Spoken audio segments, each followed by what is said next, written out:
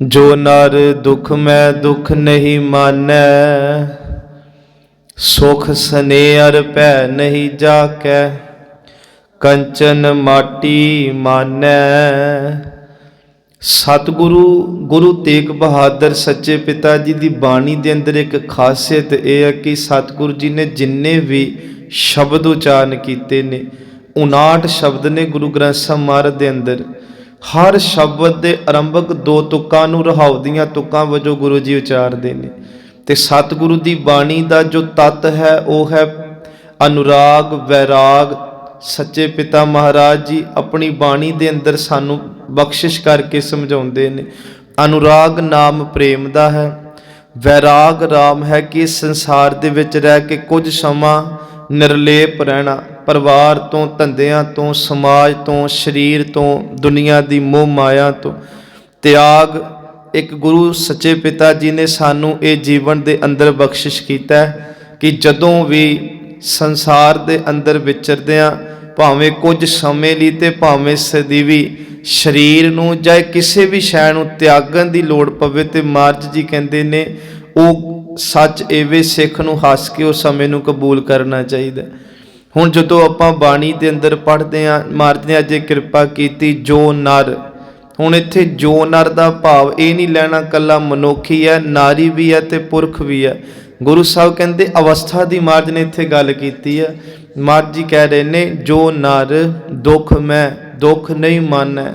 हुण वेखो किड्डी महंगी तुक है संगत जी। आप साडी जिंदगी दे अंदर ना दुख दे वखरे वखरे पड़ाव ने ते दुख नूं वख-वख तरीके नाल असीं चलदे हां। पर महाराज जी कहंदे ने जिहड़े मनुख इस धरती ते आके दुख विच रह के भी दुख नहीं मनदे, जदों असीं ये वेखदे हां कि साडे दुखां दी कई वारी पाया छोटी हुंदी है, कई वारी वड्डी हुंदी है। कई वारी साडे दुख बहुत छोटे हुंदे ने ते कई वारी बहुत वड्डे हुंदे ने।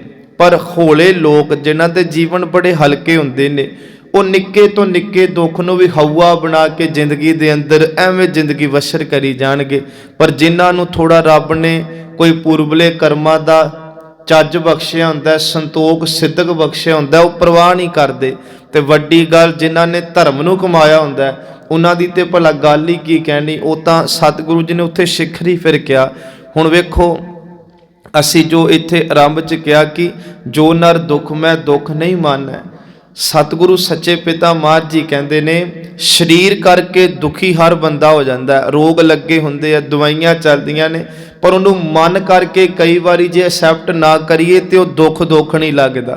पर जो मानसिक दे विच भी साडा वो दुख सानू गुलाम करके बह जे, कई बारी शरीर तंदुरुस्त भी होवेगा ते मन मंजे तो नहीं उठन दिंदा कि असीं ते बीमार पे हाँ, सानू ते रोग लगे आ। तां करके महाराज जी कहते सुख स्नेह अर भै नहीं जाकै। बहुत रब डाढे सुख भी दवे ते वो तां भी गलतान नहीं हुंदे। उन्हां दी जिंदगी समतल रहिंदी है वगदे दरिया वर्गी। उन्होंने परवाह कोई नहीं हुंदी कि असी किस शहर तो खह के लंघते पे हाँ जां जंगलों जाड़ां चों खह के लंघते पे हाँ। अर दा इत्थे अर्थ है अते, भै डर नहीं जाकै। उन्हां दे जीवन दे अंदर किसी प्रकार का भै नहीं रह जाता ते किसी भी प्रकार का महाराज कहते उन्होंने सुख जिहड़ा वो घेरा नहीं आके पाउंदा। जिथे दुख नहीं घेरदे उत्थे सुखां दा स्नेह नहीं उन्हां दी जिंदगी च पाउंदा। कंचन माटी मानै। हुण इहदे अखरी अर्थ करांगे तो गल समझ नहीं आउणी कि वो सोने नूं मिट्टी समान समझदे ने। असल च इहदा भाव इह आ कि बहुत सुख हो के भी ना वो अपनी जिंदगी विच उन्हां सुखां नूं मिट्टी दे समान तां समझदे ने कि वो कहंदे ने सब कोई परमात्मा दा दित्ता है। ये नहीं कि हंकार कर लेना उस गल दा। अगे रहाओ है थोड़ा जिहा आपां इन्हां तुकां नूं बाणी चों वेखीए। सच्चे पिता महाराज का निजी जीवन थोड़ा जिहा सानू, क्योंकि एक तां दर्शन हो जाते जीवन दे महाराज जी दे। हुण गुरु साहब कहते जो नर दुख मैं दुख नहीं मानै। दुख शब्द की जो असी व्याख्या गुरु ग्रंथ साहब विचों करांगे जां गुरु साहब के जीवन चों करांगे तो हिंदुस्तान के अंदर बहुत डाढा दुख आया सी उस समय जदों हिंदुस्तान के मंदिर ढाए जा रहे सी, जदों हिंदुस्तान के तिलक नूं लाया जा रहा सी, जंजू नूं लाया जा रहा सी। मैं इत्थों तक पढ़िया कणक की रोटी नहीं सी खाण दिंदे मुगल अपने समय च। मैं हैरान हो गया इस गल नूं पढ़ के कि कणक दी रोटी खाण ते भी पाबंदी लाती सी हिंदुआं ते कि बिल्कुल नहीं खानी, तुसीं साडे गुलाम हो। पुट्ठा खाण ते उन्हां नूं जिहड़ा सी ओह मजबूर कीता जांदा सी, जिहड़ा ओह आप खांदे ने ओह उवें दा कि तुसीं साडे नाल साडे गुलाम हो। दस्तार नहीं बन्नण देनी, घोड़ियां ते नहीं चढ़न देना। ये दुख सी संगत जी, ते बहुत वड्डा दुख सी। शरीर दे दुख दा ते इलाज बंदा करा लैंदा है, पर जदों हिंदुस्तान ही गुलाम हो गया तो वड्डा होर दुख किहड़ा होना सी कि अपने खित्ते विच रह के, अपनी जमीनों जायदाद विच रह के, घरां च रह के, सब कुछ होंदियां भी उस सुख नूं ना मान पाना ते किसे दी गुलामी सहनी, उस दुख दा जूला धन गुरु तेग बहादुर सच्चे पिता जी ने अपना आपा वार के लाया।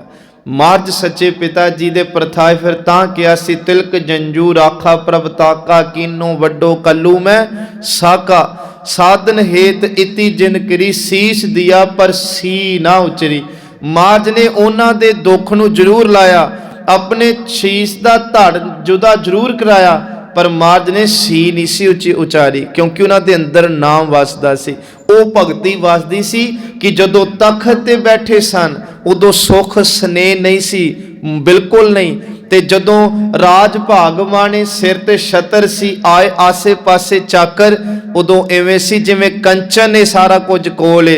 पर जदों महाराज सच्चे पिता जी कैद च रहिंदे आ, पिंजरे च रहिंदे आ, उदों माटी मानना भी है जीवन दे अंदर, उदों दुख मैं दुख नहीं मानना भी है जीवन दे अंदर। ते उवें हस के सच्चे पिता महाराज जी, जो उपज्यो सो बिनस है, परो आज कै काल, नानक हर गुण गाए ले छाड़ सगल जंजाल।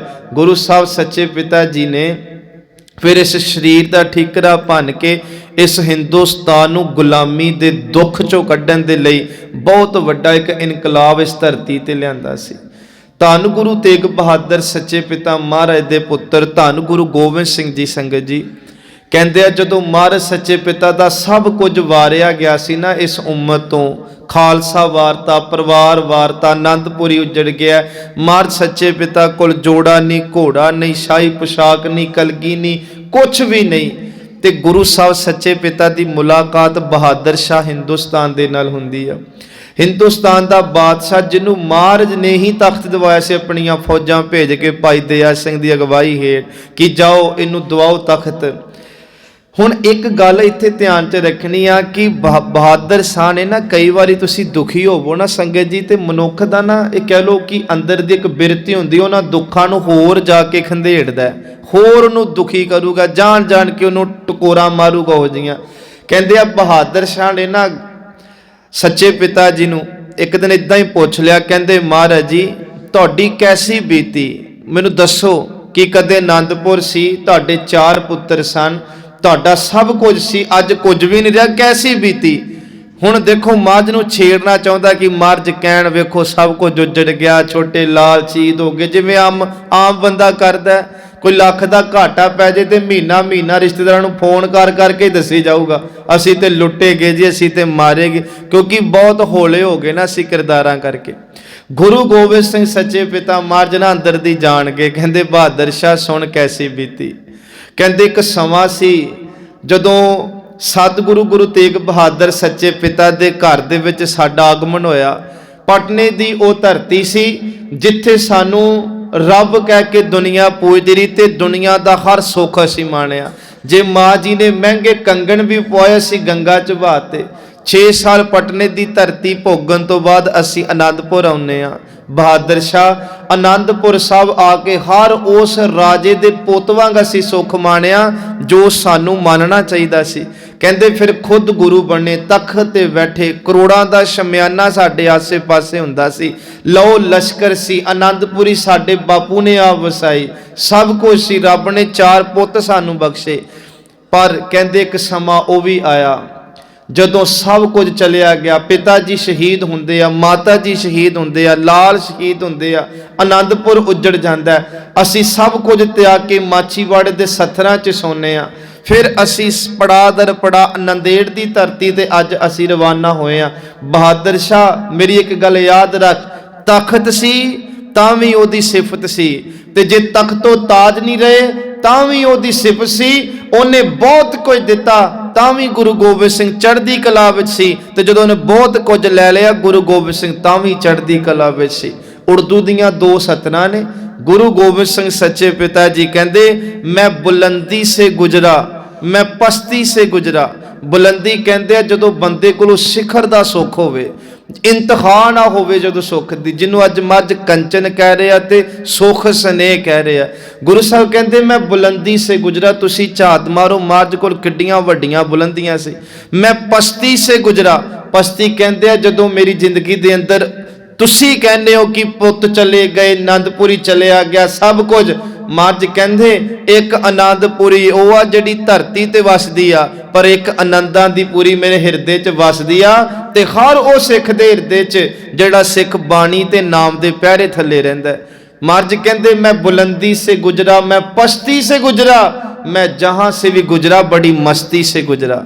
ਮਰਜ ਕਹਿੰਦੇ ਮੇਰੀ ਮਸਤੀ ਨੂੰ ਦੁਨੀਆ ਦੀ ਜ਼ੁਲਮੋ ਸਿਤਮ ਹਿਲਾ ਨਾ ਸਕੇ। ਮੈਂ ਤਾਂ ਪੁੱਤ ਦੀਆਂ ਲਾਸ਼ਾਂ ਕੋਲੋਂ ਵੀ ਤਾੜੀਆਂ ਮਾਰਦਾ ਲੰਘ ਕੇ ਆਇਆ ਸੀ, ਕੋਈ ਮਾਈਕਾ ਲਾਲ ਨਹੀਂ ਇਦਾਂ ਕਰ ਸਕਦਾ। ਇਹ ਹੈ ਕਿ ਜੋ ਨਰ ਦੁੱਖ ਮੈਂ ਦੁੱਖ ਨਹੀਂ ਮੰਨ। ਗੁਰੂ ਸਾਹਿਬ ਕਹਿੰਦੇ ਨੇ ਬਹੁਤ ਵੱਡਾ ਜੀਵਨ ਉਹਨਾਂ ਹੁੰਦਾ ਗੁਰੂ ਸਾਹਿਬਾਨਾਂ ਦਾ, ਜਾਂ ਗੁਰੂ ਸਾਹਿਬਾਨਾਂ ਤੋਂ ਵਰਸੋਏ ਸਿੱਖਾਂ ਦਾ। ਸੰਗਤ ਜੀ, ਜਦੋਂ ਆਪਾਂ ਬਾਣੀ ਪੜ੍ਹਦੇ ਨਾ, ਮਹਾਰਾਜ ਸੱਚੇ ਪਿਤਾ ਜੀ ਨੇ 4 ਪ੍ਰਕਾਰ ਦੇ ਦੁੱਖ ਮੰਨੇ ਆ। ਜਿਵੇਂ ਮੰਨ ਲਓ ਅੱਗੇ ਉਹਨਾਂ ਦੀਆਂ ਧਾਰਾਂ ਵੱਖਰੀਆਂ ਵੱਖਰੀਆਂ ਹੋ ਸਕਦੀਆਂ। ਗੁਰੂ ਸਾਹਿਬ ਗੁਰੂ ਨਾਨਕ ਸੱਚੇ ਪਿਤਾ ਜੀ ਦੇ 2 ਬਚਨ ਆਪ ਜੀਆਂ ਦੇ ਨਾਲ ਇੱਥੇ ਰੱਖਣੇ। ਗੁਰੂ ਸਾਹਿਬ ਜੀ ਕਹਿੰਦੇ ਜਿੱਥੇ 4 ਦੁੱਖ ਨੇ, ਸੱਚ ਜਾਣਿਓ ਬੰਦਾ ਜੇ ਨਾਮ ਨਾ ਨਾ ਜਪੇ, ਬਾਣੀ ਨਾ ਨਾ ਪੜ੍ਹੇ, ਕਿਉਂਕਿ ਅਸੀਂ ਸਿੱਖ ਮਤ ਜਾਂ ਅਸੀਂ ਉਹਦੀ ਗੱਲ ਕਰਾਂਗੇ, ਫਿਰ ਸਾਡਾ ਜਨਮ ਵੀ ਦੁੱਖਾਂ 'ਚ, ਸਾਡਾ ਜੀਵਨ ਵੀ ਦੁੱਖਾਂ 'ਚ, ਤੇ ਮਾਫ ਕਰਿਓ ਮੌਤ ਵੀ ਦੁੱਖਾਂ 'ਚ।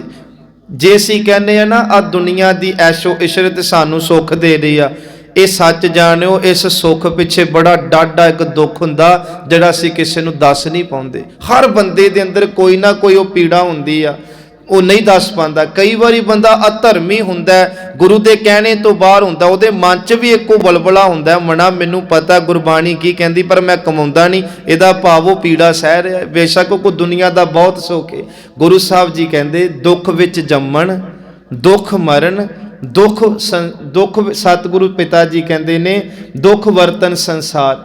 ਬੰਦਾ ਦੁਖੀ ਜੰਮਦਾ ਨਾਮ ਬਾਣੀ ਤੋਂ ਟੁੱਟ ਕੇ, ਤੇ ਮੱਝ ਕਹਿੰਦੇ ਦੁੱਖ ਦੇ ਵਿੱਚ ਹੀ ਉਹਦਾ ਮਰਨ ਹੋ ਜਾਂਦਾ ਹੈ, ਤੇ ਦੁੱਖ ਦੇ ਵਿੱਚ ਹੀ ਉਹ ਜ਼ਿੰਦਗੀ ਦਾ ਹਰ ਸਾਹ ਇਸ ਧਰਤੀ ਤੋਂ ਭੋਗ ਕੇ ਜਾਂਦਾ। ਕਿ ਮਹਾਰਾਜ ਜੀ ਤੁਸੀਂ ਸੱਚ ਕਹਿ ਰਹੇ ਹੋ। ਤੇ ਗੁਰੂ ਸਾਹਿਬ ਨੇ ਜਦੋਂ ਵੱਡੀ ਲਿਸਟ ਗਿਣਾਈ ਨਾ ਮਾਰੂ ਰਾਗ ਦੇ ਅੰਦਰ, ਅਖੀਰ ਤੇ ਜਾ ਕੇ ਗੱਲ ਕਹੀ ਸੀ, ਬਾਲੀ ਰੋਵੈ ਨਾਹੇ ਪਤਾਰ ਨਾਨਕ ਦੁਖੀਆ। ਸਭ ਸੰਸਾਰ ਕਹਿਤਾ ਤੇ ਅਸੀਂ ਕਿਵੇਂ ਬਚ ਗਏ ਉਹਦੇ ਵਿੱਚੋਂ। ਉਹ ਸਭ ਸੰਸਾਰ ਹੈ ਜਿਹੜੇ ਨਾਮ ਬਾਣੀ ਤੋਂ ਇੱਕ ਸਾਈਡ ਤੇ ਹੋ ਗਏ, ਕਿਉਂਕਿ ਇਹਦੀ ਅਖੀਰਲੀ ਤੁਕ ਹੈ, ਬਾਲੀ ਰੋਵੈ ਨਾਹੇ ਪਤਾਰ ਨਾਨਕ ਦੁਖੀਆ, ਸਭ ਸੰਸਾਰ ਮੰਨੈ ਨਾਉ ਸੋਈ ਜਿਨ ਜਾਏ ਔਰੀ ਕਰਮ ਨਾ ਲੇਖੈ ਪਾਏ। ਮੱਝ ਕਹਿੰਦੇ ਜਿਨ੍ਹਾਂ ਦੇ ਮਨ ਨੇ ਕਬੂਲ ਕਰ ਲਿਆ ਕਿ ਨਾਮ ਹੀ ਸਭ ਕੁਝ ਹੈ, ਬਾਣੀ ਹੀ ਸਭ ਕੁਝ ਹੈ, ਸੱਚ ਐਵੇਂ ਹੋਰ ਕੋਈ ਕਰਮ ਉਸ ਰੱਬ ਦੀ ਦਰਗਾਹ ਤੇ ਨਹੀਂ ਲਿਖਿਆ ਜਾਂਦਾ। ਚਲੋ ਹੋਰ ਬਾਣੀ ਖੋਜੀਏ ਆਪਾਂ ਥੋੜੀ ਜੀ। ਮਹਾਰਾਜ ਜੀ ਕਹਿੰਦੇ ਸੱਚੇ ਪਿਤਾ ਵਿਣ ਤੁਧ ਹੋਰ ਜੇ ਮੰਗਣਾ, ਸਿਰ ਦੁੱਖਾਂ ਕੇ ਦੁੱਖ। ਸਤਿਗੁਰੂ ਤੇਰੇ ਤੋਂ ਬਿਨਾ ਕੁਝ ਹੋਰ ਮੰਗਣ ਨੂੰ ਚਿੱਤ ਨਹੀਂ ਕਰਦਾ, ਕਿਉਂ? ਮਹਾਰਾਜ ਜੀ ਕਹਿੰਦੇ ਜੋ ਮੰਗਾਂਗੇ ਉਹਦੇ ਵਿੱਚ ਡਾਢੇ ਦੁੱਖ ਛੁਪੇ ਹੋਏ ਨੇ, ਬਹੁਤ ਡਾਢੇ ਦੁੱਖ। ਅਸੀਂ ਬਹੁਤ ਵਾਰ ਇੱਥੇ ਵਿਚਾਰਿਆ ਨਾ, ਦੇਹ ਨਾਮ ਸੰਤੋਖੀਆ ਉਤਰੈ ਮਨ ਕੀ ਭੁੱਖ। ਸੰਗਤ ਜੀ ਬਾਣੀ ਪੜ੍ਹ ਕੇ ਵੀ ਦੁੱਖ ਆਉਣੇ ਆ, ਨਾਮ ਜਪ ਕੇ ਵੀ ਦੁੱਖ ਆਉਣੇ ਆ, ਪਰ ਜੋ ਨਰ ਦੁੱਖ ਮੈਂ ਦੁੱਖ ਨਹੀਂ ਮਾਨੈ, ਸਾਨੂੰ ਦੁੱਖਾਂ ਦੇ ਸਹਿਣ ਦੀ ਸ਼ਕਤੀ ਬਾਣੀ ਬਖਸ਼ ਦਿੰਦੀ ਆ। ਸਾਨੂੰ ਨਾਮ ਉਹ ਜੀਵਨ ਬਖਸ਼ ਦਿੰਦਾ ਹੈ ਕਿ ਕੋਈ ਗੱਲ ਨਹੀਂ। ਸਤਿਗੁਰੂ ਸੱਚੇ ਪਿਤਾ ਕਹਿੰਦੇ ਆਪੇ ਹਰ ਇੱਕ ਰੰਗ ਹੈ ਆਪੇ ਬਹੁ ਰੰਗੀ, ਜੋ ਤਿਸ ਭਾਵੈ ਨਾਨਕਾ ਸਾਈ ਗੱਲ ਚੰਗੀ। ਤੁਸੀਂ ਨਾ ਇੱਕ ਗੱਲ ਨੋਟ ਕਰਿਓ, ਕਹਿੰਦੇ ਆ ਮਨਮੁਖ ਦਾ, ਸਾਕਤ ਦਾ, ਅਧਰਮੀ ਦਾ ਜਿਹੜਾ ਗੁੱਸਾ ਨਾ ਉਹ ਪੱਥਰ ਤੇ ਲਕੀਰ ਵਾਂਗ ਹੁੰਦਾ, ਬਹੁਤ ਜੇ ਖਿੱਚਤੀ ਤੇ ਮਿਟਣੀ ਨਹੀਂ ਆ ਮਿਟ ਜੀ। ਤੁਸੀਂ ਵੇਖੋ ਕਈ ਵਾਰੀ ਬੰਦੇ 20-20 ਸਾਲ ਸਕੇ ਭਰਾ ਨੂੰ ਨਹੀਂ ਬੁਲਾਉਂਦੇ, 20-20 ਸਾਲ ਆਪਣੇ ਮਾਂ-ਬਾਪ ਨੂੰ ਨਹੀਂ ਬੁਲਾਉਂਦੇ। ਇਹੋ ਜੀ ਦੁਨੀਆ ਤੇ ਵੀ ਹੈਗੀਆਂ ਰੂਹਾਂ। ਪਰ ਗੁਰਮੁਖ ਨੂੰ ਵੀ ਗੁੱਸਾ ਹੁੰਦਾ, ਕਿਉਂਕਿ ਉਹ ਵੀ ਇਨਸਾਨੀ ਜਾਮੇ 'ਚ ਹੈ। महाराज ने तो अपने लिए शब्द उचारिया, जबै बाण लाग्यो तबै रोस जाग्यो। गुरु साहब नूं भी उदों रोस आया सी, पर एक फर्क हुंदा है, कहंदे गुरमुखां दा गुस्सा पानी ते लीक वांग हुंदा है, आउंदा ए झिड़क भी मारदे आ, किसे नूं उच्चा भी बोलदे आ, पर सारी दिहाड़ी पछताउंदे रहिंदे, बाद च मैं काली ते नहीं कर रहा। उन्हां दा गुस्सा थोड़ चिरा हुंदा, थोड़ चिरा। बस इसे तरह जिंदगी च दुख बाणी पढ़न वालियां नूं भी आउंदे आ, नाम जपण वालियां नूं भी आउंदे आ ते आम बंदियां नूं भी आउंदे आ, पर उन्हां कोल दुख आए उन्हां ने गिला भी जरूर कीता होवेगा, पर थोड़ चिरा होवेगा। 5-7 मिनट बाद वो कहना शुरू कर देणगे, इन्नी बाणी पढ़दा मना मार, ते कहंदे जो तुद भावै साई भली कर, कोई गल नहीं फिर की आ। ते मनमुख बंदा सारा उमर ही उस दुखां नूं लैके बैठा रहिंदा, मेरे नाल इदां कीती रब ने, मेरे नाल इदां कीती रब ने। नहीं, इदां नहीं। बाणी पढ़िए, नाम जपीए, संगत जी जीवन की रौं बदल दिंदी बाणी, साडी सोचण शक्ति बदल दिंदी बाणी। गुरु साहब जी कह, ये नहीं इत्थे लिखिया कि दुख निकल, माच सच्चे पिता कहंदे चले भी जांदे आ, पर जदों ए हुण देखो तुसी पिछे किड्डा वड्डा कतलेआम सुनिया, अगे जैतो दा मोर्चा, ननकाना साहब दा मोर्चा, जिथे भाई दरबारा सिंह सब तो छोटी उम्र का पुत शहीद होया सी, पोतरा सी वैसे वो, केर सिंह का पुत्र सी, ते दादी ने रूह प्यो प्यो के पालिया सी, मां चढ़ाई कर गई सी, ते कहंदा सी मैं भी शहीद होना अपने बापू नाल। उन्होंने की पता बेचारे नूं शहीदी का नाम मौत है, शहीदी का नाम इस संसार नूं छड्ड के चले जाना। वो गया सी, ते जदों सारे शहीद करते ना, तो उहदे बापू ने नूं लमारी च बंद करता सी ननकाना साहब दे गुरुद्वारे, कि पुत मेरा निक्का है, अगे शराबां च धुत गुंडे कटुए लैके ते गोलियां लैके बैठे। जदों कतलेआम होया ना, जिथे झवच्चे च पैर धो के आने, संगत जी कहंदे इन्नी तेज खून नाल, खून ही खून सी उच कि खून वगदा सी। कहंदे अंदरों आवाज आउंदी सी, बापू मैं भी शहीद होना है, इक्को ही आवाज। ते ओहदे विच जिहड़ा जदों असीं पढ़ांगे जाके, लद्दे वर्गे जिहड़े गुंडे पाले होए सी ना, उदों उन्हां ने महंता ने कहंदे, ਉਹ ਕਹਿੰਦੇ ਆ ਕਿਹੜੀ ਬਲਾ ਅੰਦਰੋਂ ਬੋਲਦੀ ਆ, ਤੇ ਉਹਨੇ ਕਿਹਾ ਸੀ ਇੱਥੇ ਮੈਂ ਬਲਾਵਾਂ ਝਟਕਾਤੀਆਂ ਲక్ష్మణ ਸਿੰਘ ਧਾਰੋਵਾਲ ਵਰਗੀਆਂ, ਇਹ ਕਿਹੜੀ ਬਲਾ ਮੇਰੇ ਸਾਹਮਣੇ ਲਿਆਓ। ਤੇ ਉਸ ਪੁੱਤ ਜਦੋਂ ਬਾਹਰ ਆਇਆ, ਇੱਕੋ ਹੀ ਰੱਟ ਲਾਈ ਜਾਏ, ਮੈਂ ਵੀ ਸ਼ਹੀਦ ਹੋਣਾ, ਮੈਂ ਵੀ ਸ਼ਹੀਦ ਹੋਣਾ। ਬਾਲਾਂ ਤੋਂ ਫੜ ਕੇ ਤੇ ਬਲ ਦੀ ਅੱਗ 'ਚ ਸੁੱਟਤਾ ਸੀ ਪੁੱਤ ਨੂੰ। ਤੇ ਜਦੋਂ ਦਾਦੀ ਆਈ ਸੀ ਨਾ, ਤੇ ਇੱਕ ਗੱਲ ਕਹਿੰਦੀ ਸੀ, ਇੱਥੇ ਮੇਰਾ ਪੁੱਤ ਵੀ ਸ਼ਹੀਦ ਹੋਇਆ ਤੇ ਮੇਰਾ ਪੋਤਰਾ ਵੀ ਸ਼ਹੀਦ ਹੋਇਆ। ਉਹਦੇ ਪੁੱਤ ਦੇ ਫੌਜ ਵਿੱਚ ਭਰਤੀ ਸੀ ਪਹਿਲਾਂ, ਤੇ ਸੰਗਤ ਜੀ ਫਲਵੈਰੀ ਹੋ ਗਈ ਸੀ, ਉਹ ਪਛਾਣ ਸੀ ਉਹਦੀ, ਤੇ ਆਪਣੀ ਛਾਤੀ ਨਾਲ ਇੱਕੋ ਹੀ ਲੱਤ ਲੱਭੀ ਸੀ ਲਾ ਕੇ, ਕਹਿੰਦੀ ਸੀ ਆ ਵੇਖੋ ਸ਼ੇਰਾਂ ਦੇ ਸ਼ਿਕਾਰ ਕਰਨ ਵਾਲੇ ਮੇਰੇ ਪੁੱਤ ਦੀ, ਇਹ ਮੇਰੇ ਪੁੱਤ ਦੀ ਲਾਸ਼ ਦਾ ਇੱਕ ਮੈਨੂੰ ਅੰਗ ਮਿਲਿਆ। ਪੋਤਰਾ ਲੱਭਦੀ ਸੀ ਪਰ ਅੱਗ 'ਚ ਸੜ ਭੁੱਜ ਗਿਆ ਸੀ। ਹੁਣ ਅਸੀਂ ਇਹ ਹੈ ਸਾਡੇ ਕਿਰਦਾਰ। ਸਿੱਖੀ ਬਹੁਤ ਵਿਸ਼ਾਲ ਹੈ ਸੰਗਤ ਜੀ, ਬਹੁਤ ਵਿਸ਼ਾਲ। ਸਿੱਖੀ ਤੇ ਆਏ ਦਿਨ ਪਰਚੇ ਪੈਂਦੇ ਆ, ਤੇ ਜੇ ਸਿੱਖੀ ਇੰਨੀ ਕਮਜ਼ੋਰ ਕਿਉਂ ਹੋ ਗਈ ਕਮਜ਼ੋਰ? ਕਿਉਂਕਿ ਅਸੀਂ ਬਾਣੀ ਬਹੁਤ ਪਿੱਛੇ ਕਰਤੀ ਆਪਣੀ ਜ਼ਿੰਦਗੀ ਚੋਂ। ਬਾਣੀ ਪੜ੍ਹਨੀ ਕੇਵਲ ਭਾਈਆਂ ਦਾ ਕੰਮ ਨਹੀਂ, ਬਾਣੀ ਪੜ੍ਹਨੀ ਕੇਵਲ ਇਹ ਨਹੀਂ ਕਿ ਵਿਆਹ ਆ ਗਿਆ ਜੀ ਘਰੇ ਪਾਠ ਕਰਾ ਲਓ, ਘਰ 'ਚ ਮਰਗ ਹੋ ਗਈ ਪਾਠ। ਬਾਣੀ ਇੱਥੇ ਤੱਕ ਨਾ ਸੀਮਤ ਕਰੋ। ਸਾਡੇ ਘਰਾਂ 'ਚ ਭਾਵੇਂ ਇੱਕ ਅੰਗ ਪੜ੍ਹੋ, ਭਾਵੇਂ 2, ਬਾਣੀ ਦੀ ਵਿਚਾਰ ਚੱਲਦੀ ਰਹੇ, ਬਾਣੀ ਦਾ ਪਾਠ ਚੱਲਦਾ ਰਹੇ, ਤੇ ਸਾਨੂੰ ਉਹ ਸਮਝ ਹੋਵੇ ਕਿ ਸਾਡਾ ਕਿਰਦਾਰ ਕੀ ਹੈ, ਜੋ ਸਾਡੇ ਗੁਰੂ ਸਾਹਿਬਾਨਾਂ ਸਾਡੀ ਕੌਮ ਨੇ ਸਾਨੂੰ ਦਿੱਤਾ ਹੈ। ਜਿਵੇਂ ਅਸੀਂ ਆਪਣੇ ਬਜ਼ੁਰਗਾਂ ਦੀ ਪ੍ਰੋਪਰਟੀ ਸਾਂਭ ਕੇ ਰੱਖਦੇ ਆ ਨਾ, ਜਿਵੇਂ ਬਜ਼ੁਰਗਾਂ ਦੀ ਦਿੱਤੀ ਹੋਈ ਆਪਾਂ ਪਰਿਵਾਰਿਕ ਜ਼ਿੰਦਗੀ ਨੂੰ ਸਾਂਭ ਕੇ ਰੱਖਦੇ ਆ, ਸਗੋਂ ਹੋਰ 4 ਚੰਨ ਲਾਉਂਦੇ ਆ। ਸਾਡਾ ਇਤਿਹਾਸ ਸਾਡੀ ਪ੍ਰੋਪਰਟੀ ਹੈ ਸੰਗਤ ਜੀ। ਸਾਡੀ ਬਾਣੀ ਸਾਡਾ ਉਹ ਖਜ਼ਾਨਾ, ਉਹ ਪ੍ਰੋਪਰਟੀ ਹੈ ਜਿਹਨੂੰ ਸਾਂਭਣਾ ਹਰ ਇੱਕ ਸਿੱਖ ਦਾ ਫਰਜ਼ ਬਣਦਾ। ਤੇ ਉਹ ਸਾਂਭਣ ਦਾ ਮਤਲਬ ਇਹ ਨਹੀਂ ਕਿ ਬਸ ਠੀਕ ਹੈ ਘਰਾਂ 'ਚ ਪੋਥੀਆਂ ਨੇ, ਉਹਨੂੰ ਪੜ੍ਹੀਏ, ਉਹਨੂੰ ਵਿਚਾਰੀਏ। ਆਪ ਆਪਣੇ ਬੱਚਿਆਂ ਨੂੰ ਸਾਨੂੰ ਇਹ ਥੋੜੀ ਜਿਹੀ ਲਾਗ ਲੱਗਣੀ ਚਾਹੀਦੀ ਹੈ ਇੱਧਰਲੇ ਪਾਸੇ। ਯਹੂਦੀਆਂ ਦਾ ਕਦੇ ਪੜ੍ਹ ਕੇ ਵੇਖੋ ਤੁਸੀਂ, ਮੈਂ ਇੱਕ ਖਿਣ ਬਾਹਰ ਨਿਕਲਿਆ ਆਪਣੇ ਵਿਸ਼ੇ 'ਚੋਂ। ਉਹਨਾਂ ਦੀ ਇੱਕ ਮਰਿਆਦਾ ਹੈ ਸੰਗਤ ਜੀ, ਤੁਸੀਂ ਕਦੇ ਨਾ ਇਹ ਆਉ ਨਹੀਂ ਹਵਾ 'ਚ ਤੀਰੀ ਮਾਰੀ ਜਾਂਦੇ, ਉਹਨਾਂ ਦੇ ਤੁਸੀਂ ਪੜ੍ਹ ਕੇ ਵੇਖਿਓ। ਕਹਿੰਦੇ ਉਹਨਾਂ ਦਾ ਬੱਚਾ ਜਦੋਂ 11 ਸਾਲ ਦਾ ਹੁੰਦਾ ਨਾ, ਉਹਦੇ ਤੋਂ 1.5 ਸਾਲ ਪਹਿਲਾਂ ਬੱਚੇ ਦਾ ਬੜਾ ਔਖਾ ਪੀਰ ਨਿਕਲਦਾ। ਤੁਸੀਂ ਪੁੱਛੋਗੇ ਉਹ ਕਿਉਂ? ਉਹ 1.5 ਸਾਲ ਬੱਚਾ ਜਿਹੜਾ ਹੁੰਦਾ ਕਹਿੰਦੇ ਕਿ ਜਿੱਥੇ ਉਹਨੇ ਦੁਨਿਆਵੀ ਐਜੂਕੇਸ਼ਨ ਲੈਣੀ ਹੁੰਦੀ ਆ, ਆਪਣੀ ਜ਼ਿੰਦਗੀ ਦਾ ਉਮਰ ਭੋਗਣੀ, ਉਹਦੇ ਨਾਲ ਨਾਲ ਉਹਨੂੰ ਉਹ 1.5 ਸਾਲ ਆਪਣੇ ਧਾਰਮਿਕ ਸਥਾਨਾਂ ਤੇ ਜਾ ਕੇ, ਉਹਨਾਂ ਦੇ ਗ੍ਰੰਥ ਦਾ ਨਾਮ ਤੁਰੇਤ ਗ੍ਰੰਥ ਹੈ, ਉਹਦੀ ਉਹਨਾਂ ਨੇ ਸਟੱਡੀ ਕਰਨੀ ਹੁੰਦੀ ਆ, ਸੰਥਿਆ ਲੈਂਦੇ, ਫਿਰ ਆਪਣੇ ਧਰਮ ਬਾਰੇ ਜਾਣਦੇ ਆ। 1.5 ਸਾਲ ਕਹਿੰਦੇ ਉਹਨਾਂ ਨੂੰ ਨੀਂਦ ਵੀ ਲੈਣੀ ਔਖੀ ਹੋ ਜਾਂਦੀ ਆ, ਬਹੁਤ ਔਖਾ ਪੀੜ ਜਾਂਦਾ। ਪਰ ਜਦੋਂ ਬੱਚਾ ਉਹਨਾਂ ਦਾ 11 ਸਾਲ ਦਾ ਹੋ ਜਾਂਦਾ, 13 ਜਾਂ 11 ਦਾ ਮੰਨ ਕੇ ਚੱਲੋ, ਕਹਿੰਦੇ ਉਦਣ ਉਹਨਾਂ ਦੇ ਘਰ ਦੇ ਵਿੱਚ ਇੰਨਾ ਖਰਚਾ ਕਰਕੇ ਪ੍ਰੋਗਰਾਮ ਕੀਤਾ ਜਾਂਦਾ ਜਿਵੇਂ ਸਾਡੇ ਅੱਜ ਪੰਜਾਬੀ ਵਿਆਹਾਂ ਦੇ ਪਿਆ ਖਰਚਦੇ। ਤੇ ਜਦੋਂ ਇਹ ਖਰਚ ਕੀਤਾ ਜਾਂਦਾ ਤੇ ਕਹਿੰਦੇ ਪਰ ਇੱਕ ਫਰਕ ਹੁੰਦਾ, ਉਸ ਰਾਤ ਨੂੰ ਜਿਸ ਬੱਚੇ ਦਾ ਜਨਮ ਦਿਨ ਮਨਾਇਆ ਜਾਂਦਾ ਨਾ, ਜਦੋਂ 11 ਸਾਲ ਦਾ ਹੋਣ ਲੱਗਦਾ, ਕਹਿੰਦੇ ਉਦਣ ਉਹਨੂੰ ਧਰਮੀ ਜੀਵਨ ਮਿਲਣਾ ਹੁੰਦਾ ਕਿ ਸਾਡੇ ਚੋਂ ਚਾਹ ਹੈ ਅੱਜ ਕਿ ਅਸੀਂ ਅੱਜ ਆਪਣੇ ਪੁੱਤਰ ਨੂੰ ਅੰਮ੍ਰਿਤ ਛਕਾਉਣ ਲੱਗੇ ਆ ਜੀ, ਅਸੀਂ ਘਰੇ ਆਹ ਪ੍ਰੋਗਰਾਮ ਰੱਖਣ ਲੱਗੇ ਆ। ਸਾਨੂੰ ਡੀਜਿਆਂ ਤੋਂ ਵੇਲ ਮਿਲੇ ਤੇ ਫੇਰ ਹੀ ਆਪਾਂ ਇੱਧਰ ਨੂੰ ਤੁਰੀਏ ਨਾ। ਠੀਕ ਹੈ, ਜ਼ਿੰਦਗੀ ਦਾ ਮਨੋਰੰਜਨ ਹੋਣਾ ਚਾਹੀਦਾ, ਸਾਨੂੰ ਰੱਬ ਨੇ ਖੁਸ਼ੀਆਂ ਦਿੱਤੀਆਂ ਜਾਂ ਅਸੀਂ ਅੱਜ ਦੇ ਯੁੱਗ 'ਚ ਰਹਿ ਰਹੇ ਹਾਂ, ਪਰ ਸਾਨੂੰ ਕਿਤੇ ਨਾ ਕਿਤੇ ਧਰਮ ਵਾਲੇ ਪਾਸੇ ਵੀ ਸੋਚਣਾ ਪੈਣਾ। ਅੱਜ ਹੁਣ ਉਹ ਪੂਰੀ ਰਾਤ ਉਸ ਬੱਚੇ ਕੋਲੋਂ ਤੁਰੇਤ ਗ੍ਰੰਥ ਨੂੰ ਸੁਣਦੇ ਆ, ਉਸ ਬੱਚੇ ਕੋਲੋਂ। ਤੇ ਜਦੋਂ ਅੰਮ੍ਰਿਤ ਵੇਲਾ ਹੋ ਜਾਂਦਾ, ਉਹਨੂੰ ਆਪਣੇ ਧਰਮ ਦੇ ਵਿੱਚ ਲਿਆ ਕੇ, ਤੇ ਕਹਿੰਦੇ ਜਿਵੇਂ ਇੱਕ ਪੁੱਤ ਨੂੰ ਵਿਆਹੁਣ ਦਾ ਤੇ ਪੁੱਤ ਨੂੰ ਘਰ ਜੰਮੇ ਦਾ ਮਾਪਿਆਂ ਨੂੰ ਖੁਸ਼ੀ ਮਿਲਦੀ ਨਾ, ਇੰਨੇ ਉਹ ਆਪਣੇ ਪੁੱਤ ਨੂੰ ਧਰਮੀ ਬਣਾ ਕੇ ਖੁਸ਼ ਹੁੰਦੇ ਆ। ਸਿੱਖਾਂ ਕੋਲੋਂ ਜਿੰਨਾ ਵੱਡਾ ਗੁਰੂ ਗ੍ਰੰਥ ਸਾਹਿਬ ਹੈ ਨਾ, ਧਰਤੀ ਦੇ ਅੰਦਰ ਗ੍ਰੰਥ ਬੜੇ ਆ, ਕੱਛ ਚ ਮਾਰਨ ਵਾਲੇ ਹੀ ਨੇ, ਪਰ ਧਰਤੀ ਦੇ ਅੰਦਰ ਇੱਕੋ ਹੀ ਗ੍ਰੰਥ ਹੈ ਜਿਹਨੂੰ ਗੁਰੂ ਕਹਿ ਕੇ ਤੇ ਘੱਟੋ ਘੱਟ 5 ਚੀਜ਼ਾਂ ਹੋਣਗੀਆਂ, ਭਾਵੇਂ ਘਰ ਹੈ ਭਾਵੇਂ ਗੁਰਦੁਆਰਾ, ਫਿਰ ਪ੍ਰਕਾਸ਼ ਹੋਣਾ।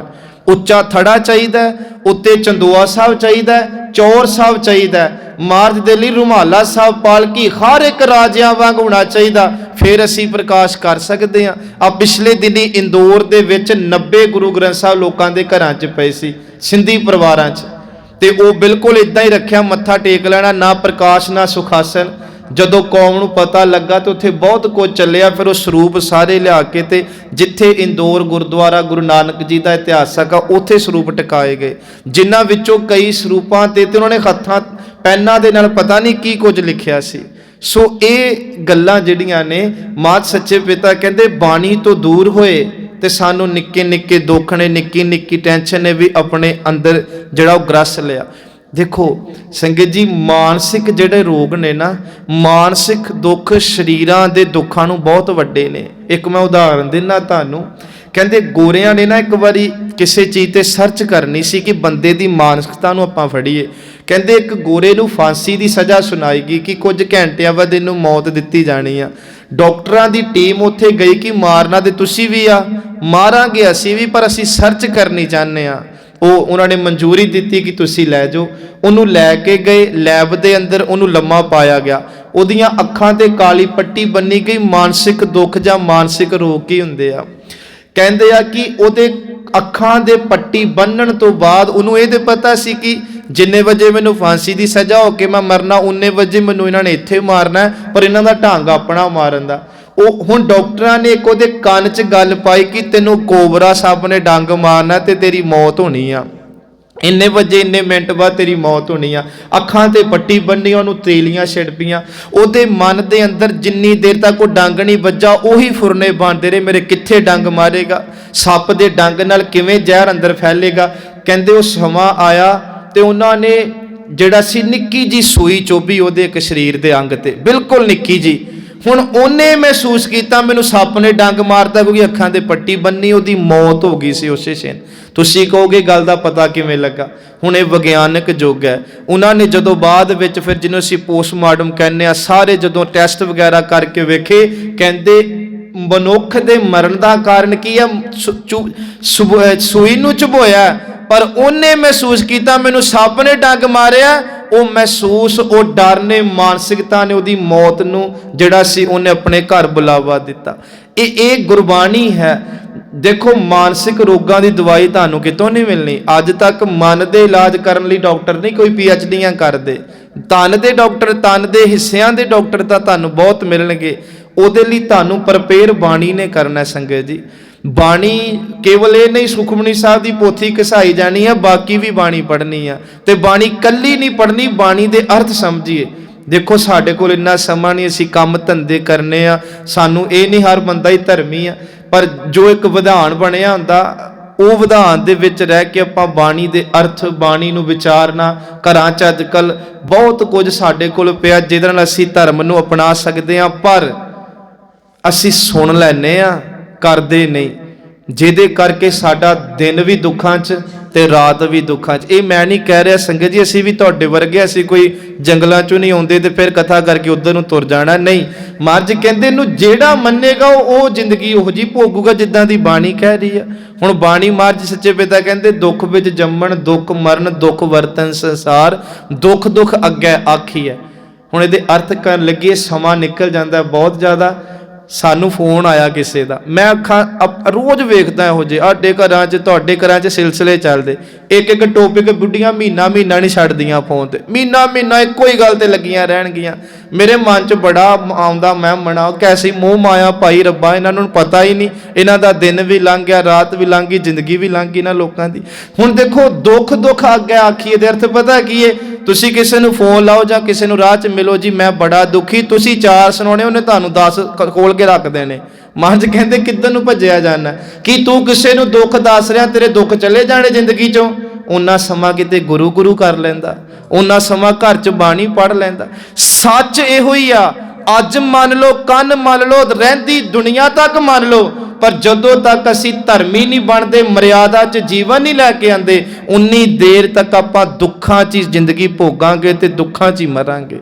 ਸਾਨੂੰ ਅਸਲ ਤੱਤ ਬਾਣੀ ਨੇ ਸਮਝਾਇਆ ਸਾਧ ਸੰਗਤ, ਜਿਹਦੇ ਵੱਲ ਅਸੀਂ ਨਹੀਂ ਆਉਣਾ ਚਾਹੁੰਦੇ। ਸਾਨੂੰ ਅੱਜ ਵੀ ਲੱਗਦਾ ਕਿ ਪੈਸਾ ਹੀ ਸਭ ਤੋਂ ਵੱਡੀ ਸ਼ੈ ਹੈ, ਤੇ ਜੇ ਪੈਸੇ ਵਾਲਾ ਬੰਦਾ ਹੀ ਸੁਖੀ ਹੁੰਦਾ ਤੇ ਫਿਰ ਅਸੀਂ ਸਰੋਪੇ ਪਾਉਂਦੇ ਘਰਾਂ ਜਾ ਕੇ ਕਿ ਬਾਏ ਬਾਏ ਇਹਦੇ ਕੋਲ ਤੇ ਇੰਨੇ ਕਿੱਲੇ ਆ ਤੇ ਸੁਖੀ ਬੜਾ। ਪਰ ਤੁਸੀਂ ਵੇਖੋ ਉਹਨਾਂ ਦੇ 10 ਮਿੰਟ ਉਹਨਾਂ ਦੇ ਕੋਲ ਬਹਿ ਕੇ ਜੇ ਤੁਹਾਨੂੰ ਸੁੱਖ ਲੱਭ ਜਾਏਗਾ ਨਾ, ਤੇ ਮੈਨੂੰ ਆ ਕੇ ਕਥਾ ਤੋਂ ਸਾਈਡ ਤੇ ਕਰ ਦਿਓ ਕਿ ਭਾਈ ਸਾਹਿਬ ਤੁਸੀਂ ਗਲਤ ਕਹਿੰਦੇ ਹੋ। ਨਹੀਂ ਨਹੀਂ, ਪੈਸਾ ਇੱਕ ਸਾਧਨ ਹੈ ਜ਼ਿੰਦਗੀ ਦਾ।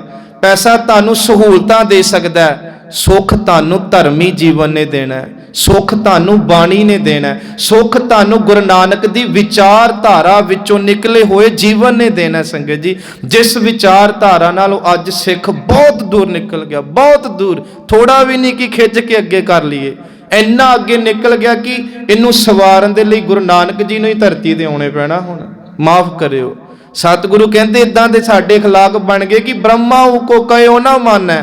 ਸਾਡੇ ਲਈ ਤੇ ਬ੍ਰਹਮਾ ਵੀ ਥੱਲੇ ਆ ਜੇ, ਅਸੀਂ ਕਹਿਣਾ ਤੂੰ ਆਪਣਾ ਕੰਮ ਕਰ, ਅਸੀਂ ਆਪਣਾ ਜੀਵਨ ਬਹੁਤ ਚੰਗੀ ਤਰ੍ਹਾਂ ਜਿਉ ਲਾਂਗੇ। ਫਿਰ ਹੁਣ ਹੋਇਆ ਕਿ ਸਾਡਾ ਸਿਰ ਦੁਖੇ ਤੇ ਆਪਾਂ ਨਿਤਨੇਮ ਹੀ ਨਹੀਂ ਕਰਦੇ, ਮੇਰਾ ਸਿਰ ਕਿਉਂ ਦੁਖਣ ਲੱਗ ਪਿਆ? ਮਹਾਰਾਜ ਕਹਿੰਦੇ ਜੋ ਨਰ ਦੁੱਖ ਮੈਂ ਦੁੱਖ ਨਹੀਂ ਮੰਨੈ। ਗੁਰੂ ਸਾਹਿਬ ਦਾ ਇਹ ਸ਼ਬਦ ਚਲੋ ਪੜ੍ਹ ਲਈਏ, ਸਮਾਪਤੀ ਕਰ ਦਿੰਨੇ। ਮਹਾਰਾਜ ਕਹਿੰਦੇ ਦੁੱਖ ਦੁੱਖ ਅੱਗੇ ਆਖੀਐ ਸਤਿਗੁਰੂ ਸੱਚੇ ਪਿਤਾ ਜੀ, ਕਿ ਅਸੀਂ ਹਰ ਬੰਦੇ ਨੂੰ ਆਪਣਾ ਦੁੱਖ ਦੱਸਦੇ ਹਾਂ, ਕੋਈ ਸਾਨੂੰ ਦੱਸਦਾ। ਇੱਥੇ ਫਿਰ ਦੁੱਖ ਕੀਆਂ ਪੰਡਾ ਖੁੱਲੀਆਂ, ਦੁੱਖ ਨਾ ਨਿਕਲਿਓ ਕੋਏ, ਦੁੱਖ ਵਿੱਚ ਜਿਉ ਆਇਆ ਦੁਖੀਆ ਚੱਲਿਆ ਰੋਏ।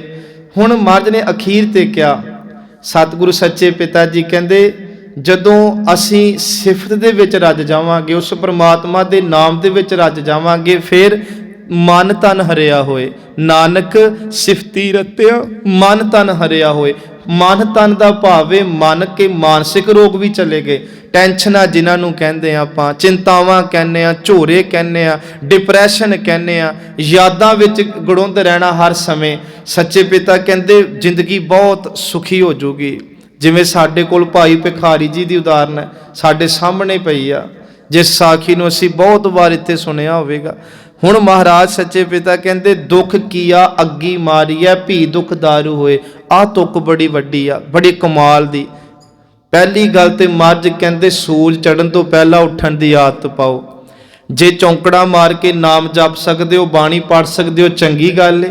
ਇਸ਼ਨਾਨ ਕਰੋ, ਤੁਰ ਪੋ, 2-2 ਘੰਟੇ ਸੈਰ ਨੂੰ ਨਿਕਲ ਜਾਓ, ਤੇ ਸ਼ਰਤ ਇਹ ਰੱਖ ਲਓ ਆਪਣੇ ਆਪ ਨਾਲ, ਕਿਸੇ ਨਾਲ ਨਹੀਂ, ਆਪਣੀ ਜ਼ੁਬਾਨ ਨਾਲ, ਆਪਣੇ ਇੰਦਰੀਆਂ ਨਾਲ ਸ਼ਰਤ ਇਹ ਰੱਖ ਲਓ, ਮਨਾ ਮੈਂ ਜਿੰਨੀ ਦੇਰ ਤੱਕ ਹੁਣ ਤੁਰਨਾ ਜਾਂ ਮੈਂ ਵਾਹਿਗੁਰੂ ਵਾਹਿਗੁਰੂ ਕਰਨਾ, ਜੇ ਜਪਜੀ ਸਾਹਿਬ ਆਂਦਾ ਤੇ ਉਹ ਪਾਠ ਕਰੀ ਚੱਲੋ।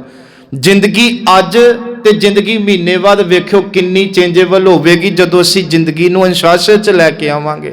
ਸਾਡਾ ਅੱਜ ਸੌਣਾ ਰਾਤ ਨੂੰ ਲੇਟ ਹੋ ਗਿਆ, ਸਾਡਾ ਉੱਠਣਾ ਲੇਟ ਹੋ ਗਿਆ, ਸਾਡੀ ਸਵੇਰ ਦੀ ਰੋਟੀ 12-12 ਵਜੇ ਤੱਕ ਅਸੀਂ ਢਿੱਡ 'ਚ ਨਹੀਂ ਪਾ ਰਹੇ, ਜਿਸ ਕਰਕੇ ਸਾਡਾ ਸਭ ਕੁਝ ਬਾਕੀ ਉੱਜੜ ਗਿਆ। ਸਾਡੇ ਘਰ ਦਵਾਈਆਂ ਨੇ, ਸਾਡੇ ਘਰ ਹੋਰ ਕੁਝ ਨਹੀਂ ਰਹਿ ਗਿਆ। ਅੱਜ ਜਦੋਂ ਜ਼ਿੰਦਗੀ 'ਚ ਸਾਡਾ ਸੌਣਾ ਟਾਈਮ ਨਾਲ ਹੋਵੇਗਾ ਤੇ ਉੱਠਣਾ ਆਪੋ ਆਪਣਾ ਟਾਈਮ ਨਾਲ ਹੋਵੇਗਾ, ਤੇ ਉੱਠ ਕੇ ਜਦੋਂ ਗੁਰੂ ਗੁਰੂ ਕਰਾਂਗੇ ਤੇ ਫਿਰ ਮਹਾਰਾਜ ਕਹਿੰਦੇ ਬੜੀ ਵਧੀਆ ਜ਼ਿੰਦਗੀ ਭੋਗੋਗੇ। ਜ਼ਰੂਰ ਇਹ ਜ਼ਿੰਦਗੀ ਨੂੰ ਅਨੁਸ਼ਾਸਨ 'ਚ ਲੈ ਕੇ ਆਓ। ਮਹਾਰਾਜ ਜੀ ਅੱਗੇ ਕਹਿੰਦੇ ਰਹਾਓ, ਨੈ ਨਿੰਦਿਆ ਨੈ